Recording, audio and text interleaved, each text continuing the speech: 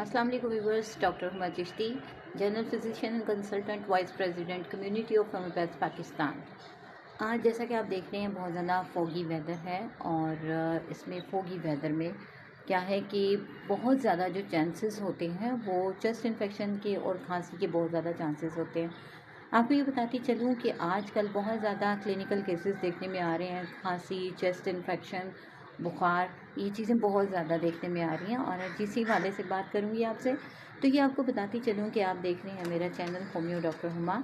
अगर अभी तक आपने इसको सब्सक्राइब नहीं किया तो काइंडली इसको सब्सक्राइब कर दीजिए, लाइक कीजिए और कमेंट सेक्शन में अपनी राय का इज़हार ज़रूर कीजिए।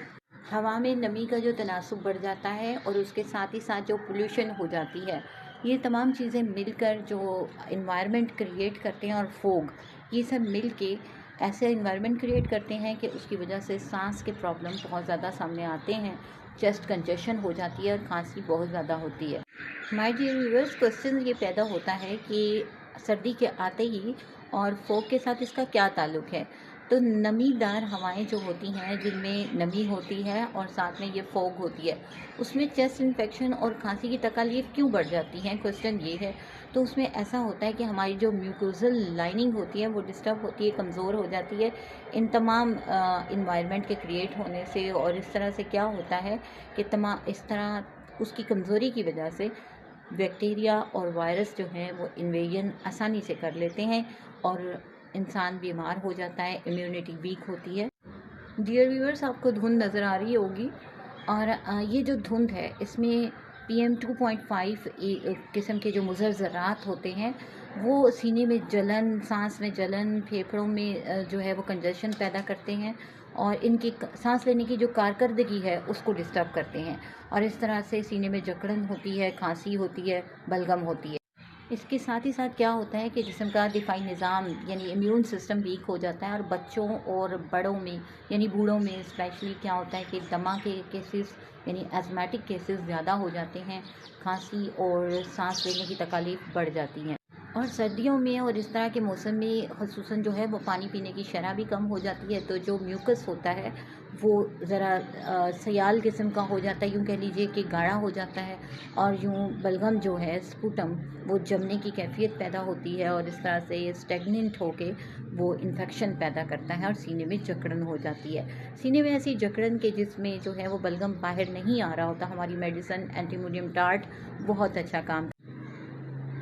अक्सर एतराज़ किया जाता है कि मियाज़मेटिकली मैं बात नहीं करती, लेकिन मियाज़मेटिकली जो है वो चूँकि मियाज़ सबका डिफरेंट होता है और इस हवाले से आपको बताती चलूँ कि अगर स्प्यूटम के हवाले से बात की जाए तो बेसिलिनम और ट्यूबरकुलिनम मुख्तलिफ हवाले से मुख्तलिफ साइन एंड सिम्टम्स को देखते हुए ऐसे मामलात में जब इस्तेमाल की जाती हैं तो टेंडेंसी और लूप जो होता है ऐसी प्रॉब्लम्स का, उसे वो तोड़ देती है और पेशेंट बिल्कुल ठीक हो जाता है। फोगी वेदर में जो ज़्यादातर अलामात देखने में आती हैं उनमें खांसी, बुखार किसी को कम या ज़्यादा, इसके साथ ही साथ सीने में जलन और बलगम की शिकायत होती है। वो सम टाइम येलो होता है, सम टाइम ग्रीन होता है, हर एक की मेडिसिन डिफरेंट होती है। और सम टाइम जो है उसमें खांसी होती है और खांसी खुश्क होती है, सम टाइम जो होता है वो स्पुटम के साथ होती है। अगर खांसी खुश्क होती है, ड्राई होती है, तो हमारी ब्राइनिया बहुत अच्छा काम करती है। उसमें हीपरसेल्स बहुत अच्छी मेडिसिन है जो बलगम और हर तरह की खांसी को बहुत अच्छे तौर पे जल्दी क्योर कर देती है। माय डियर व्यूअर्स, हमेशा की तरह कहूँगी कि मेडिसिन तो बहुत सारी हैं। ड्रोसरा बहुत अच्छी मेडिसिन है हमारी खांसी के लिए, रूमेक्स बहुत अच्छी मेडिसिन है, बहुत सी मेडिसिन है जो ठीक करती हैं खांसी को, इस तरह की प्रॉब्लम्स को। ऐसे मौसम में जो एयरवेव्स होते हैं वो इरिटेट करते हैं और जो क्लियरेंस मैकेनिज़्म होता है बॉडी का वो स्लो हो जाता है और इसी वजह से क्या होता है कि चेस्ट इन्फेक्शन होती, खांसी की शिकायत होती है, सांस लेने में दिक्कत होती है और बुखार की कैफियत पैदा होती है। तो ऐसे में बहुत ज़्यादा ख्याल रखें, बच्चों का, बड़ों का बहुत सा ख्याल रखें। जिनकी इम्यूनिटी वीक होती है तो उनके लिए प्रॉब्लम ज़्यादा होती है। इसके लिए एहतियाती तदाबीर जो बहुत ज़रूरी हैं वो ये कि गैर ज़रूरी तौर पे ऐसे मौसम में बाहर नहीं निकलें और स्पेशली बच्चों और बूढ़ों को इससे बचाएं। और बाहर निकलना पड़े तो मास्क का इस्तेमाल करें, सीना और गला ढाँप के रखें ताकि जो फोग है और ये जो ठंडी हवाएं हैं वो आपको मुतासिर ना। गर्म मशरूबात, यखनी, सूप का इस्तेमाल करें, कहवा जात का इस्तेमाल करें, चाय कॉफ़ी पिएँ और कोशिश करें कि ठंडी अशिया से, ठंडी चीज़ों से बचें। ये खूबसूरत दिखने वाला मौसम जो है यानी फॉगी वेदर, इसको हल्का ना लें।